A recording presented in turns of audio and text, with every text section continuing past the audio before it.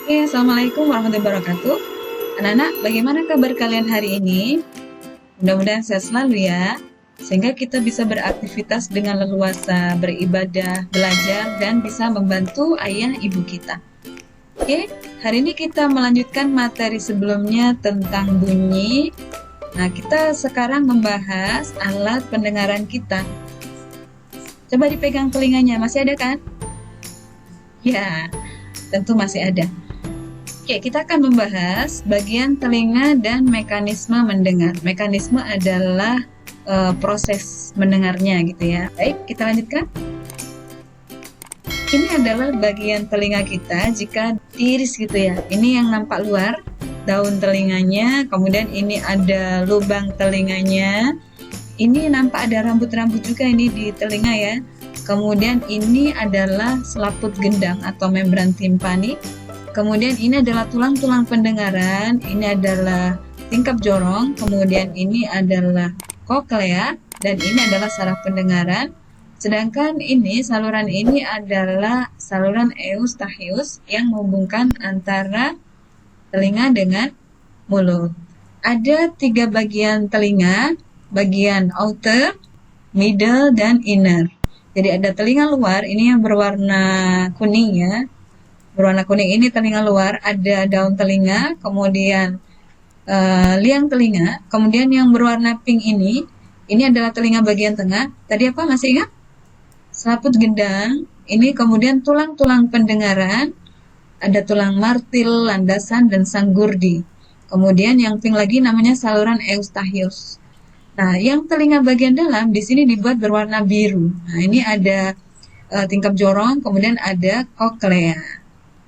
Oke, ini warna ini hanya untuk memudahkan mempelajari ya, aslinya ya tidak berwarna seperti itu. Oke, kita lanjutkan. Jadi kita ingat-ingat lagi, bagian telinganya ada daun telinga, lubang telinga, liang telinga, kemudian gendang telinga, 3 tulang pendengaran yaitu martil, landasan, sanggurdi. Ulangi, martil, landasan, sanggurdi. Kemudian 3 saluran setengah lingkaran atau tingkap jorong, kemudian saraf pendengaran, saluran eustachius, dan rumah siput atau koklea.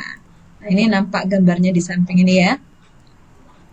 Nah, dari bagian-bagian telinga itu bisa dikelompokkan bagian luar, tengah, dan dalam. Sekarang kita cek satu-satu yang bagian luar. Tadi ada daun telinga, kemudian lubang telinga, kemudian ada liang telinga. Nah, daun telinga fungsinya apa sih telinga kita didesain seperti ini? Tujuannya adalah mengumpulkan bunyi dan menyalurkannya ke liang telinga. Jadi ini ditangkap oleh daun telinga ini, kemudian diteruskan ke sana. Nah, ini kita lihat, ini liang telinga kita ini agak menanjak ya. Ini sebenarnya desain dari Tuhan yang sangat bagus, menguntungkan kita. Sehingga kalau ada cairan itu atau kotoran dia bisa terpreset lagi dan keluar gitu ya. Coba kalau dia modelnya curam masuk, ini nanti banyak kotoran yang masuk ke telinga dan mencelakai kita. Oke, yang bagian luar ada daun telinga, lubang telinga di sini, kemudian liang telinga salurannya. Kita lanjutkan lagi. Sekarang yang bagian tengah. Yang bagian tengah tadi ada apa? Ada selaput gendang sama tulang-tulang pendengaran dan eustachius. Coba kita cek. Gendang telinga mengubah bunyi menjadi getaran. Kemudian tulang pendengarannya tadi martil, landasan, dan sanggurdi. Ini akan memperkuat getaran dan menghantar ke saluran telinga yang lebih dalam lagi. Nah, saluran eustachius ini menghubungkan antara rongga mulut dengan rongga telinga bagian dalam untuk mengatur keseimbangan dan tekanan udara. Makanya kalau misalnya kita mendengarkan suara yang keras, itu disarankan kalian membuka mulut kalau tidak sempat menutup telinga, sehingga nanti efek tekanan udara itu berkurang, tidak menyakitkan telinga ya. Oke, sekarang kita lihat yang bagian dalam. Yang bagian dalam tadi apa? Kita lihat ada 3 saluran setengah lingkaran. Tujuannya adalah untuk menjaga keseimbangan tubuh. Jadi fungsi telinga selain untuk indera pendengaran adalah untuk menjaga keseimbangan tubuh. Kemudian tingkap oval atau jorong untuk meneruskan getaran ke rumah siput yang 3 saluran setengah lingkaran tadi ya.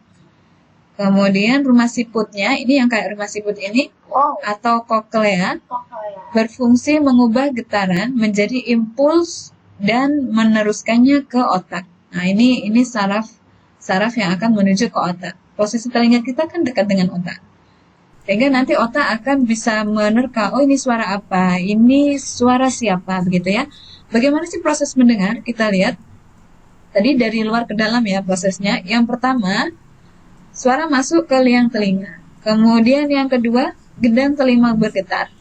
Yang ketiga, osikal memperkuat getaran, tulang-tulang telinganya memperkuat getaran. Martil landasan Sanburdi.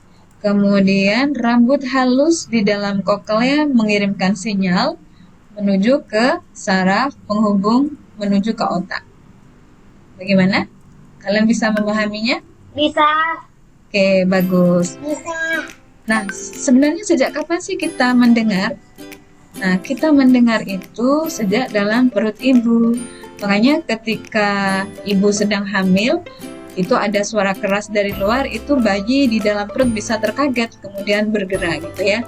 Dan bapak biasanya mengajak bayi meskipun dalam perut itu berkomunikasi, sehingga nanti ketika sudah lahir, sudah mengenal suara dari bapaknya. Atau kalau kalian lagi mau punya adik, bisa mengajak ngobrol itu adik dalam perut ibu, sehingga nanti setelah lahir, dia sudah mengenal suara kamu, sehingga tidak asing lagi.